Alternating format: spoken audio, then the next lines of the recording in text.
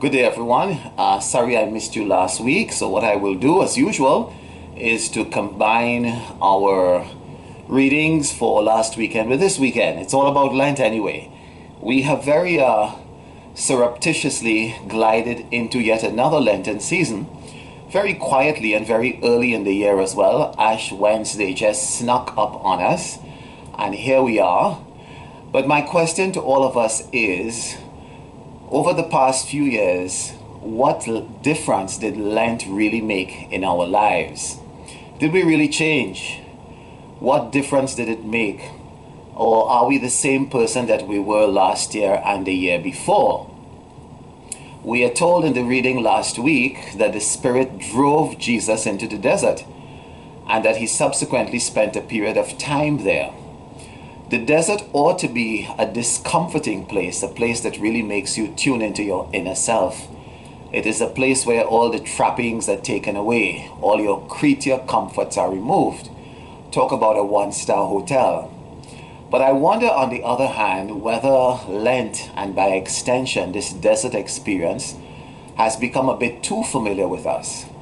We have heard all the readings before, we have done a fair bit of fasting, we throw in a bit of self-denial, we do the Stations of the Cross, just to cover all the bases. But it is not supposed to be that way. And we realize this when we look at the significance of Lent in terms of Jesus' life. Let us remember that Jesus began his public ministry after being tested in the desert. For him, it was a period of focusing his energies and sharpening his mind for what lay ahead. He was tested there in three ways: in mind, in body, and in spirit. What we think, what we feel, and what we wish. The devil asked him first of all to throw himself off the edge of the temple, a spiritual test designed to challenge his faith in God.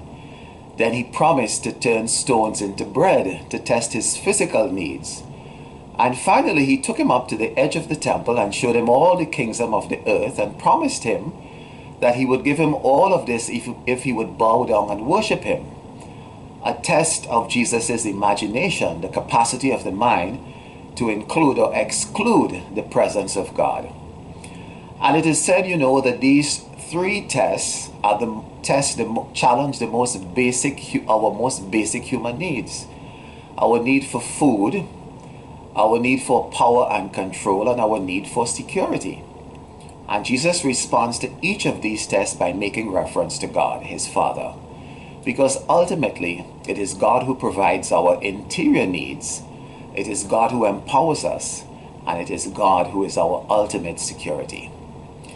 What I find interesting in terms of Jesus' experience out in the desert is the graphic nature of these tests. They were not just some sort of attitudinal challenge or some social challenge. They were very real. Out there in the desert, Jesus met the devil himself, Satan, the ultimate trickster. And what it says is that, in other words, we are invited during the Lenten seasons to enter the desert and to face our own demon. It is not just about confronting personality or certain weaknesses in terms of our temperament. We are meant to go out and really test ourselves in terms of those deep-seated areas that really threaten to destroy us. Those things that threaten to take God's place. And some of these things we are not even aware of.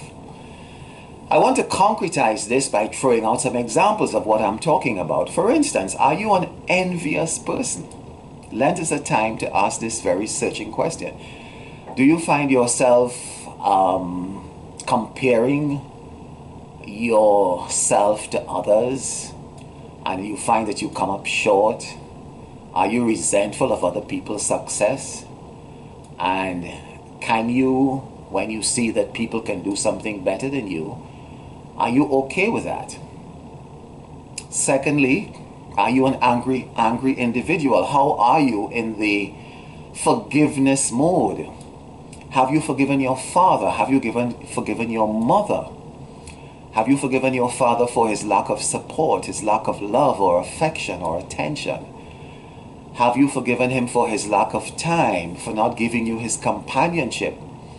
for his drinking or arguing or fighting with your mother or with the other children, or for his severe punishments, for his desertion, for being away from home, for possibly divorcing your mother, or for running around. And have you forgiven your mother, another very significant person in your life, for hurting you, for resenting you, for being angry with you, for punishing you unjustly, for preferring one of your brothers or sisters to yourself, for possibly in a moment of stress calling you dumb or ugly or stupid, or the worst of the children, or saying that you cost your family a lot of money. She may have even told you, or someone may have told you, that you were a mistake, an accident, not what they wanted. And if you are a parent, on the other hand, have you forgiven your children for their lack of respect, their lack of obedience, their lack of love, attention, support, their lack of love and understanding, for their bad habits, and even for falling away for the church? Lent is a time for us to examine ourselves in terms of this whole forgiveness attitude. Or on the other hand is your demon material things. You just can't seem to get enough of everything. I mean, how many shoes, how many pairs of shoes can you wear? How many handbags do you really need? Are you the sort of person who believes that your checkbook can solve all your problems? Is your demon your mouth, which you have very little control over? Do you use your mouth to abuse, or do you use it, on the other hand, to build up people, to build them up, or to break them down? Do you find sometimes that you exaggerate, you stretch the truth, you take credit for things that you did not do? Do you destroy people's reputation with your mouth?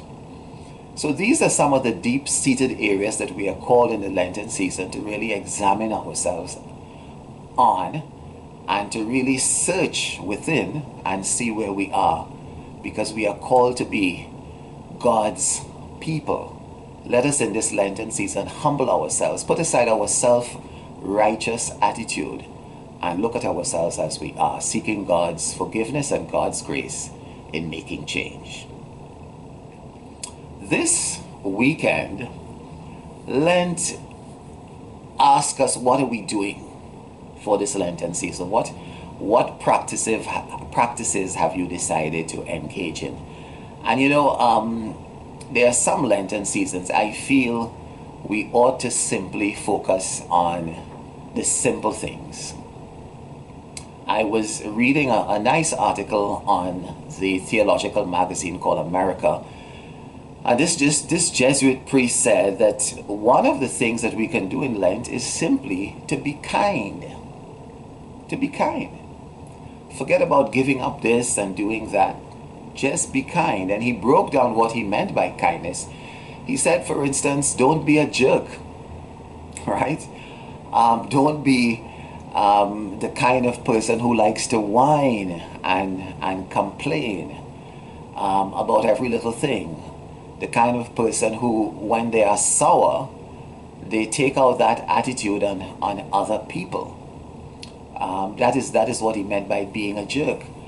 And then secondly, he said one of the things that we can really try to practice is not to speak about the absent person. Not to speak about the absent person. Practice not speaking about someone when they are not present. Very often we denigrate people's character when we do this, and the person suffers a great deal. So that's another way in which we can be kind, by not denigrating people. And thirdly, he mentions something which seems to be something that we often take for granted, but I think it is so very important as well. And that is simply having an attitude of openness towards others, not putting yourself first. Sometimes in conversation, we have to bring the conversation back to ourselves all the time. Learn to listen to people. Learn to give people their chance to talk. and to listen to their story while without feeling all the time that it needs to be about us and we need to tell our story, and our story is the most important thing. So these are some of the areas that we can look at in this Lenten season, a time when we really try to effect change in our lives and when we ask God for the grace to emerge as better people. God bless you all. Have a great Lenten season. Amen.